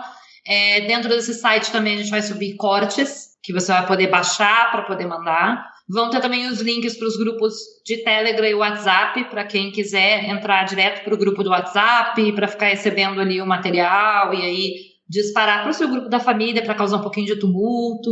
Isso é bom. Né? Pegar aquele corte, mandar para o grupo da família, mandar ali para o grupo do trabalho. Sabe aquele grupo do trabalho que sempre tem bolsonarista mandando aquele videozinho do Bolsonaro? Sem querer, né? Sempre sem querer, né? Putz, não sempre vi. Sem querer, ele mandou. Você também pode mandar sem querer, assim, um corte de alguém explicando, né, alguma coisa e tal. A gente vai ter muito material. Então, assim, desde o dia 1º a gente vai lançando os conteúdos e aí, a partir de amanhã, a gente já tem o lançamento dos cortes. E isso tudo vocês conseguem encontrar em brasilparasita.com. Excelente, Paula. Excelente mesmo. E mais alguém quer comentar sobre o assunto? A gente pode seguir. Vamos, então, seguir com a pauta. Então, vamos embora. Eu só tenho uma reclamação a fazer antes. O Olavo de Carvalho até agora não falou nada sobre o assunto. É verdade, cara. Ficamos aí no aguardo do que o Olavo tem a dizer. Vamos seguir então com a nossa pauta. A gente tem 2 tópicos aqui antes da gente encerrar. O primeiro é a cassação do Marreco, que é algo que a gente aqui vem acompanhando, vem noticiando. É quase uma atualização de notícias passadas, mas ele merece, né, tá aqui no ponto da pauta, porque o julgamento tá rolando. E nesse momento, para delírio de Ana Raíssa, o julgamento está interrompido porque a desembargadora, deixa eu pegar o nome dela aqui, ó, Cláudia Cristina Cristofani, pediu vista, ou seja, mais tempo para analisar o caso, e a sessão da última quarta-feira, do dia 3, né, vulgo ontem, ela terminou com um empate por 1-1 após o desembargador eleitoral José Rodrigo Sade ir contra o relator Luciano Carrasco e votar pela cassação do mandato e pela inelegibilidade. Então a gente teve o relator votando contra, né, e o outro desembargador votando a favor. Além da Cláudia Cristina, que pediu, né, vista, faltam ainda outros desembargadores votarem, né, o Júlio Jacó, Anderson Ricardo, Guilherme Frederico e Sigurd Roberto, ou seja, ainda tem mais 5 votos contando com o da Cláudia Cristina, e o julgamento deve voltar na próxima segunda-feira, no dia que sai este episódio. E aí já até apareceu... Eu queria fazer a pergunta para vocês, se vocês viram a linda foto da desembargadora com o Sérgio Moro. Exato, mas ela falou que é muito antigo, Paulo. Foi só um encontro aí da galera dos anos 90, galera brother. Mas não importa, o importa é a roupa do Moro, que o defunto era maior. A gente já falou isso do terno dele, que ele sempre tem uns ternos que o dono anterior era maior que ele. É um costume. Nessa foto ele tinha o quê? 19 anos? E a gravata da largura do tronco dele. A gravata do Didi Mocó. O cinto parece que tá meio de lado. Nossa, ele tá muito bêbado nessa foto, não é possível. Assim, a cara não é de bêbado, mas a roupa é total. Era assim. isso que eu ia falar. O Sérgio Moro não tem cara de que bebe. Ele é chato. É aquele chato que não bebe. Bebe nada. Porque, tipo assim, eu sou o chato que não bebe cerveja, mas outras coisinhas ali a gente tá... Você gosta de um drink colorido que a gente sabe. Então, mas o Moro acho que nem isso, cara. E realmente ele tá ridículo demais nessa foto. Ridículo, meu Deus. Ao contrário da Conja, né? Que dizem as más línguas que adoram copo. É mesmo? Mas olha, casada alguém com tem homem que dirigir, né? Certo, tá o Marreco. Agora, a pergunta é, estamos Sobra otimistas ou não estamos? Estamos otimistas ou não estamos com esse julgamento? Otimista tava a Conja, que tava aquecendo já, né? Ali, ó, nos bastidores. Fazendo polichinelo, né? Fazendo polichinelo já. E aí a desembargadora pede vistas. Que ódio que me deu na hora. Que ódio.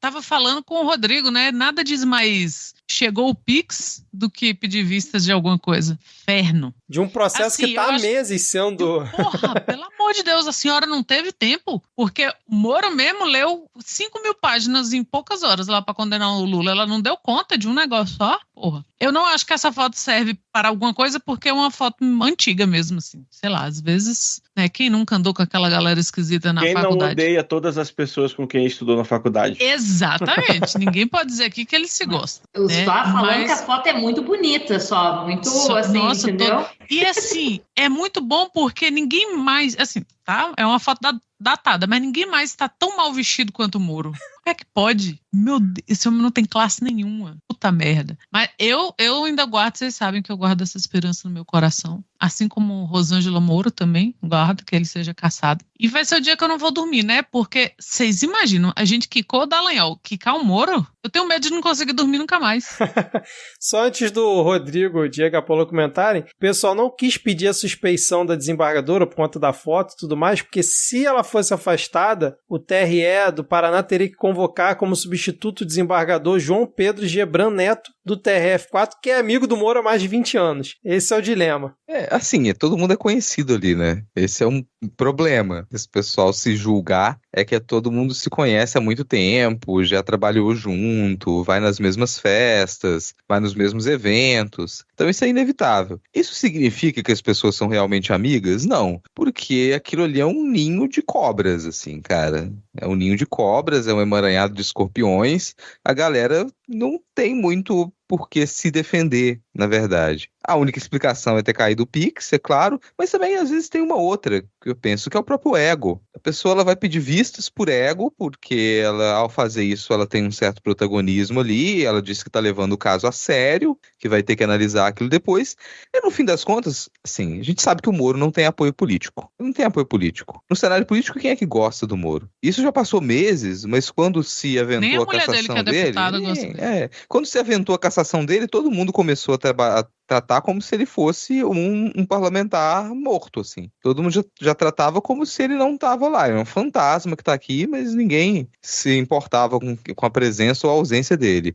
Então, na prática, para o trabalho, ele está cassado desde então. Porque ele não exerce função, assim. Ele não tem respeito, não tem poder político. Então ele vai ser cassado? Me parece que sim. Não vejo por que não. O que nos incomoda é a demora. Se essa demora se justificar pela escolha de uma data específica, como um feriado prolongado, né, um fim de semana ali, uma sexta-feira, aí talvez a gente possa passar o pano. Opa, tudo bem, escolheram uma data adequada. É o único jeito da gente falar, opa, valeu a pena a espera. Porque do contrário, não tem mais essa justificativa. Já foi avaliado de diversas maneiras. E se você pôde dar um voto, você pôde dar 2 votos, não me justifica de você não poder dar um terceiro voto, não continuar a discussão. Não é como se a gente tivesse com um processo extremamente complexo, com dúvidas as mais variadas sobre as evidências, sobre as provas apresentadas. A maioria das coisas é de conhecimento público. Então não se justifica essa vista, a não ser por isso, assim, ou chegou um Pix, ou é uma procura por protagonismo para dizer que está levando o caso a sério. Mas eu concordo com a Ana Raíssa, eu tenho plena confiança de que ele vai ser cassado. Agora, Diego e Paula, vocês querem comentar alguma coisa? Eu só acho que ele não vai ser cassado no TRE. Ele vai ser cassado no TSE quando subir. Pô, então isso vai de encontro com o que eu tava pensando aqui, Paula. Por quê? Eu ia falar que eu acho que eu já sei a data, Rodrigo. Você falou da data, eu acho que eu já sei a data, só que tava um pouquinho longe, mas talvez... mas aí também não vai dar tempo que o TSE demora, né? Por que eu tô comentando isso? Porque Rosângela Moro, a Conja, ela faz aniversário dia 28 de maio. Ana Raíssa, aniversário de 50 anos que ela vai fazer. Imagina, 50 com o Moro caçado. Pô, merece presente demais melhor. Essa mulher. Não tem, não. Merece, Conja merece esse livramento. Exato. Então, Ana Raíssa, a mãe da sororidade nesse podcast. É porque eu tô doida pra ela ser caçada por motivos próprios. Então tem que tirar essa sombra da vida dessa mulher. Bom, então continuamos aqui na torcida pro Marreco, né? Ser caçado. E vamos ver o que acontece aí na próxima semana. Espero que a gente volte, sei lá, não com atualizações de notícias passadas, mas com comemoração de notícias passadas no próximo episódio, né? Então vamos aqui pro nosso último tópico da pauta, que foi um assunto que tá já uns 2-3 dias aí rodando bastante, pois o Tribunal de Justiça de São Paulo determinou que o empresário Luiz Cláudio Lula da Silva, filho do presidente Lula, mantém a distância da ex-mulher e deixa o apartamento em que vivia com ela. Essa notícia foi de ontem, tá? As medidas protetivas foram concedidas após pedido da médica Natália Schincariol. Nossa, Schincariol, não tinha me ligado nisso. Que acusa Luiz Cláudio de violência doméstica. Ela vai prestar depoimento na sexta-feira, vulgo amanhã, do dia que a gente está gravando, justamente sobre esses episódios de agressões físicas e psicológicas que ela diz ter sofrido do filho do Lula. Obviamente que isso respingou no presidente Lula. A própria Natália disse o seguinte para o jornal O Globo. O Luiz Cláudio, que é o filho do Lula, tentou usar o pai para me silenciar e agora tenta usar o pai para ser protegido, pedindo ajuda dos petistas para acobertar o que ele fez. Eu não namorei o Lula, eu namorei ele, Luiz Cláudio. O Lula não me fez nada de ruim. Não adianta querer usar o pai para limpar a barra dele. Ninguém apoia a violência psicológica e moral, nem direita nem esquerda. Acho que seria mais nobre ele só pedir desculpas e parar. E esse caso aí, hein, gente? Família é tudo. Obviamente. Quer dizer que a gente também não namorou o Lula. Talvez, infelizmente, até antes do dia 1º de maio, 1º de abril desse ano. Esse é o da Ferrari de Ouro? Ou é o Não que mora sei. na UFPR? Pera, esse é o dono da Friboi? Então. Ou é o mesmo cara que mora na UFPR e é dono da Friboi e dirige uma Ferrari de Ouro, ou são 3 Lulas da Silva? Não sabemos.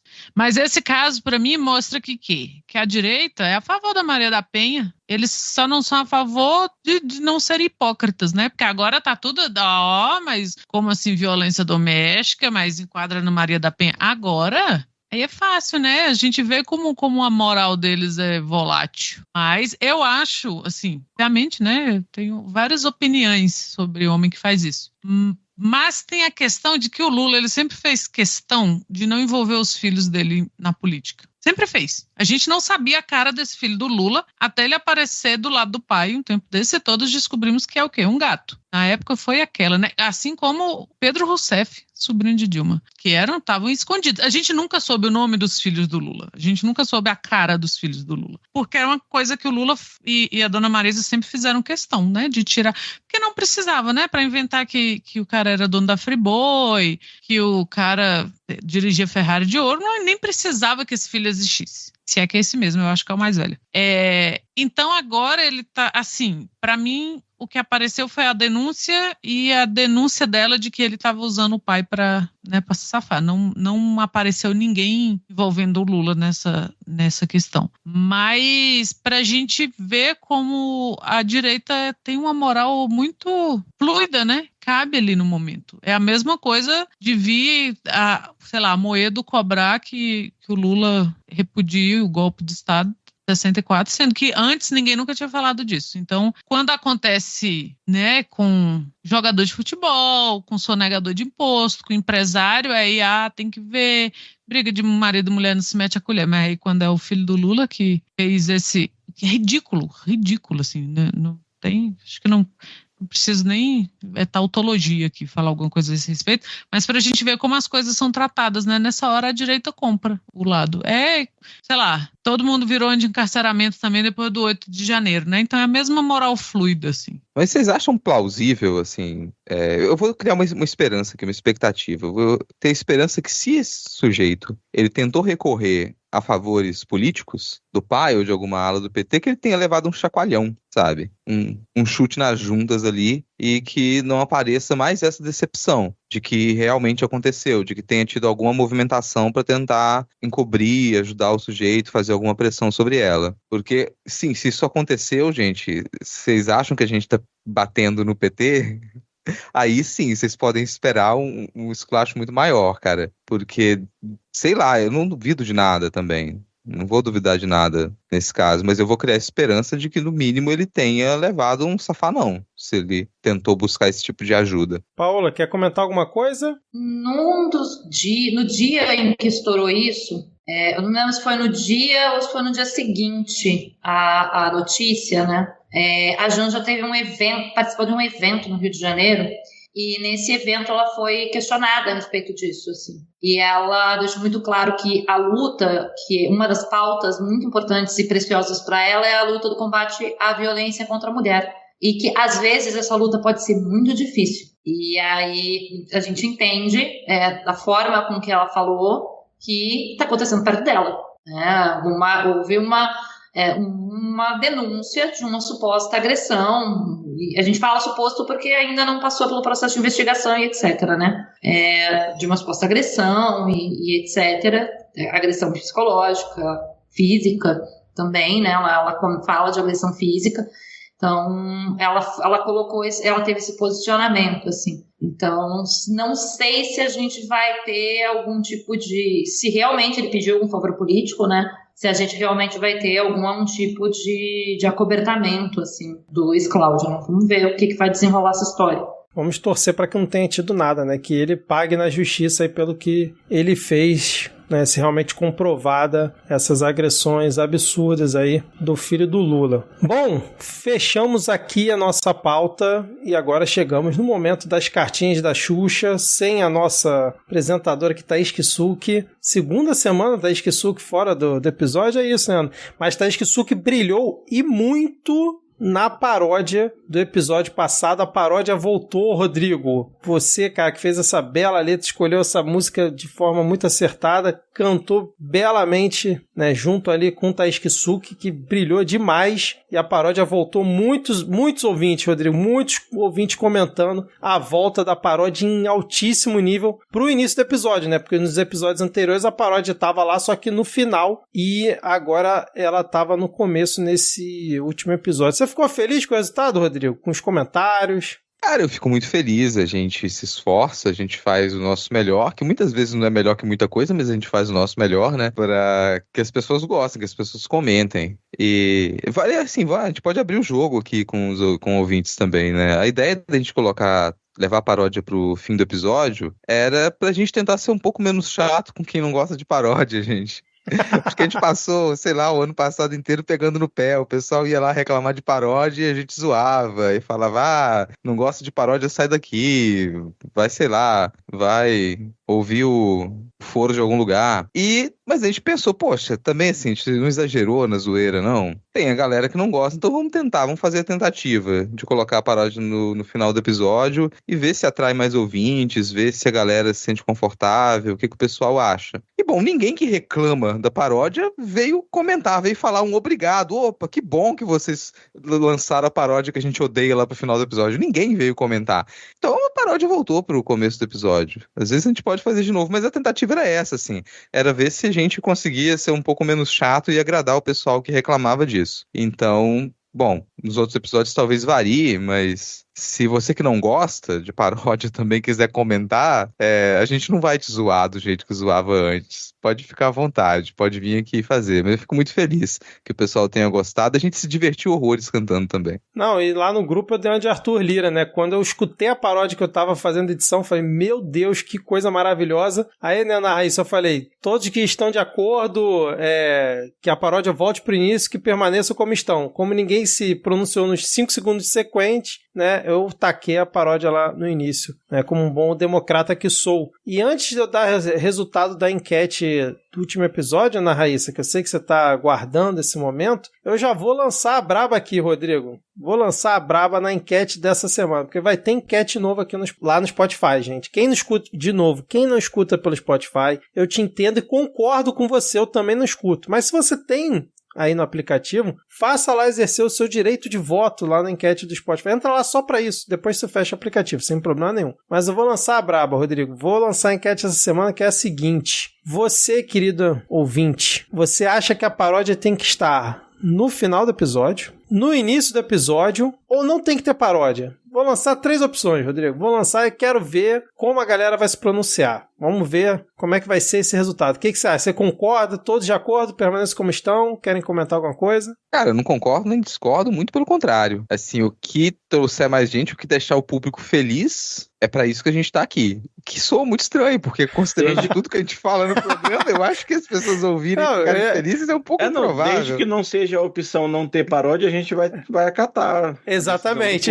Deixando claro que a gente não é obrigado a acatar. Importantíssimo, Vitor, assim. A gente fazer enquete não significa muita coisa. Exato. Porque, assim, vai dar o resultado, mas a gente pode se resolver. Não aqui significa falar, muita diferente. coisa, porque não foi você que ganhou 2 vezes seguidas, tá? Não, assim, gente, a gente quer saber a opinião de vocês, obviamente, mas, assim, a gente vai avaliar o que der no resultado, não, obviamente, não é mandatório, tipo, vocês votaram pra não ter paródia em maioria e não vai ter paródia. Não é isso não, tá? Até porque, como o Diego comentou, vai ter a opção, mas não é uma opção válida pro destino das paródias. Se essa opção ganhar, vai ter 2 paródias em momentos aleatórios, vocês não vão conseguir pular. Então vamos lá, Ana Raíssa, resultado da enquete da final da Copa Midcast, você é de qual fandom? E foi uma lavada, assim, histórica. Mas dessa vez você acertou o período? Porque da outra vez faltavam 7 dias ainda quando a gente gravou. Agora tá dizendo aqui que menos de 1 hora restante pra... Ô, louco. Então pra enquete. 55 votos, tivemos 48 votos para Ana Raíssas e 7 votos para Souzas. 87% a 13%. É um absurdo esse. Não, é um absurdo, não. É quase uma Carol Conká, hein, Vitor? Parabéns. Carol Conká ao contrário, né? Mas olha só, fiquei com 13%, ó o alento. Eu gostaria de agradecer. Mas vocês não vão fazer voto impresso e auditável? Ô, Paula. A Thaís que te mandou foi? Essa eleição que é tão confiável quanto a eleição da Venezuela, segundo Nicolás Maduro.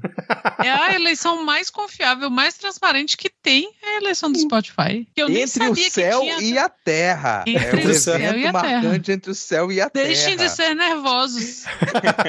Ora. Exatamente. Então, parabéns, Ana Raíssa. Você tem um povo ao seu lado. Né?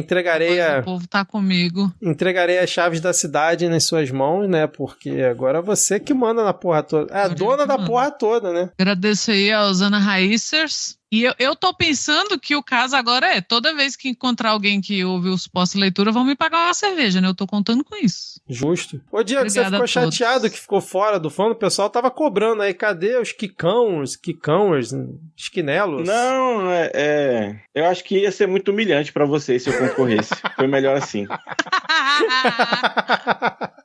E a tranquilidade na voz de quem sabe que tem o povo ao seu lado. Exatamente. Mas só pra você falar em gente que escuta, né? Você postou a foto lá no Twitter e teve um colega que cobrou que eu falasse da greve. Estou em Brasília porque estou em greve. Lula me dá meu dinheiros. Obrigado. Bem lembrado. Isso é tudo. Bem lembrado. Então, vamos lá. Alguns comentários aqui rapidinho, só pra não passar. O do M da Rochelle eu já li no início, né? Na minha apresentação. Tivemos também aqui Sheila Andrade. Sorriso com a paródia inicial? Claro, com certeza. Joelma que se cuide. Votei no Vitor sim, pois ele é o membro mais presente em Dedito e traz leveza quando a coisa tá pesada. No mais, adoro todos. Foi completamente aleatório eu ter escolhido esse comentário aqui, ó. Ana Paula Eduardo. Primeira coisa, amei a paródia de volta pro lugar dela. Só ouvi ela e tinha que vir aqui falar isso. Agora vou ouvir o restante do episódio. Aí tem aqui o Jason Partial. Todo programa tem que ter o quadro Rodrigo Sem Freio. É terapêutico. Olha um bom nome de quadro, hein? Eu não sei dirigir, tá, gente? Só pra acrescentar essa informação. Melhor ainda. Aqui, ó. Lucas Ramos, ótimo episódio. Só achei que ficou faltando a disputa entre os sumidos Diego e Adi. O Diego voltou. Estamos aqui. Adi, por onde anda Adi Ferrer, né?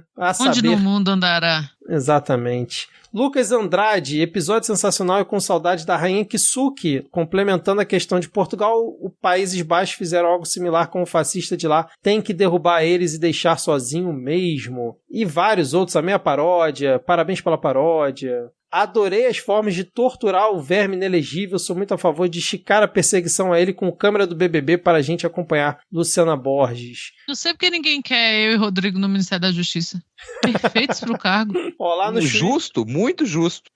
Justiça. Mais justiça que isso, não há. Ó, lá no Twitter, o Cate Maradas. Meu Deus, esse é de fato o melhor podcast de todos. Citaram o melhor filme de todos os tempos, O Assassinato Terrivelmente Lento. Lhama na Lama e Ana Raíssa, amo vocês por conhecer conhecerem essa pérola. Ana Paula, eu estava no Uber e quase morri de rir imaginando a cena do Bolsonaro tomando colherada, chorei de rir, o motorista sem entender nada. Recomendei para ele que ouvisse vocês. Muito bem, Ana Paula, parabéns, hein, pela iniciativa, cara. E mais gente elogiando a paródia. Muito obrigado a todos que comentaram. A gente gosta demais quando vocês comentam, interagem com a gente. E quando batem a meta semanal de comentários, continuem assim. Muito obrigado. E deixa eu mencionar aqui os apoiadores da categoria Cartinhas da Xuxa, lá no Apoia-se. Elisnei Menezes, Liane do Espírito Santo, Eduardo Vasconcelos, Gabriel Pires, Reni Barcelos, Daniel Ribeiro, Paulo Felipe Cousani, Guilherme Anselmo, Rodrigo Rocha e Bruno Felipe Teixeira. Rodrigo, vai ter beijo da Lhama pro Rafael Cavalcante, cara? Pô, já mandei beijo pro Rafael, assim. Você manda um, depois você dá um segundo beijo, vem um terceiro beijo, onde é que você vai parar? Então é isso, gente. Ô, Vitor, por que só a Liane que você citou o estado que ela tá falando? Então vamos pedir aí pros demais apoiadores mandarem uma mensagem em algum lugar, ou no Twitter, ou no Spotify, dizendo de qual estado eles são. Pronto, Diego. Bom, gente, fechamos aqui. Paola, muitíssimo obrigado por ter topado participar, por ter explicado bastante pra gente a respeito lá da iniciativa do Brasil Parasita. Sucesso pra vocês. Se precisarem do Midcast, podem contar com a gente. A gente vai precisar bastante. Então, por favor, nos deem apoio. Falem sobre o nosso trabalho, tá bom? Muito obrigada. Mas, assim, eu que agradeço o espaço aqui para a gente poder trazer um pouco mais sobre essa campanha e, assim, vou contar com o Midcast para a gente conversar a respeito das próximas campanhas que vem aí. Muitas ideias. Conversamos no off depois. Excelente, Paulo, excelente. Diego, obrigado, hein, cara, por ter voltado aí no meio da sua viagem. Tava com saudades. Porém, a vida, ela nos atropela de 38 maneiras diferentes. A gente também, cara. Pô, os ouvintes comentando, a gente toda hora. Cadê o momento Diego, o momento Boto? Aliás, você quer comentar alguma coisa sobre essa história de ser o Boto? O filho não é meu, tá? Não importa, não sei o que aconteceu por aí. Eu tava trabalhando no momento, então não tava sendo Boto em nenhuma festa. Não tô nem de chapéu. Então tá aí a explicação, gente. Bom, este podcast foi apresentado por Ana Raíssa, Victor Souza, Rodrigo Hipólito, Diego Schinello e Paola Costa. Edição de Ana Raíssa, talvez? Não sei, talvez Victor Souza. Vamos ver como é que vai ficar isso. As nossas redes sociais são @podcastmid lá no Instagram e no Twitter, Midcast Política lá no Blue Sky, tem o nosso canal do WhatsApp, link aqui na descrição. Agora, de vez em quando, vai ter GIFs do Midcast Política lá no canal do WhatsApp, de momentos icônicos aqui da gravação para você poder compartilhar por aí, junto com os cortes do Brasil Parasita. É isso? Vocês querem falar as redes sociais de vocês? Por favor, aí, pra gente encerrar. Leona Lama no Twitter e Rodrigo Hipólito no Blue Sky. De vez em quando, muito raramente, eu abro aquele aplicativo. Então, vamos valorizar aí o Twitter. Ana Raíssa no Twitter, tudo junto com 2 N's, 2 R's e 2 S's.